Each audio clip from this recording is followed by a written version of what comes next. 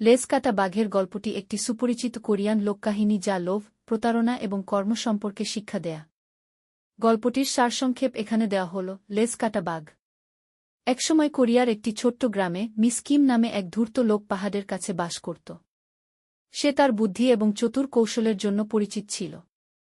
একদিন বনে ঘুরে বেড়ানোর সময় সে একটি হিংস্র বাঘের মুখোমুখি হয়। ভীতু কিন্তু দ্রুত চিন্তাশীল মিস কিম হাঁটু গেড়ে পড়ে চিৎকার করে বললেন, ওহ শক্তিশালী বাঘ, আমি তোমাকে খুঁজছিলাম। গ্রামবাসীরা তোমার মতো বাঘের খোঁজ করছিল কারণ তারা বিশ্বাস করে যে বাঘের লেজ খেলে তাদের অমরত্ব লাভ হবে। এই খবরে বাঘটি ভীত হয়ে জিজ্ঞাসা করল, এটা কি সত্যি? ওরা কি আমার লেজের জন্য আমাকে শিকার করবে? মিস কিম গম্ভীরভাবে মাথা নাড়লেন এবং আরও বললেন, হ্যাঁ, তারা মরিয়া।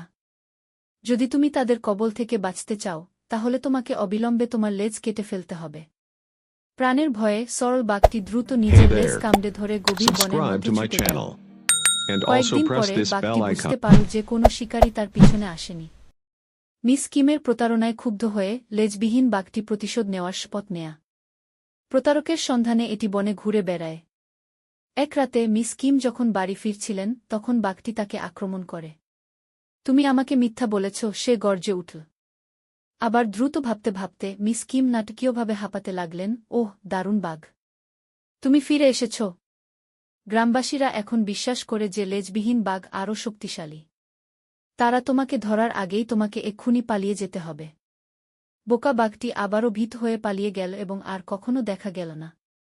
এই লোককাহিনীটি নিষ্ঠুর শক্তির উপর বুদ্ধির শক্তি তুলে ধরে এবং শেখায় যে প্রতারণা সাময়িক সাফল্য বয়ে আনতে পারে, তবে প্রায়শই এটি অপ্রত্যাশিত পরিণতির দিকে নিয়ে যায়।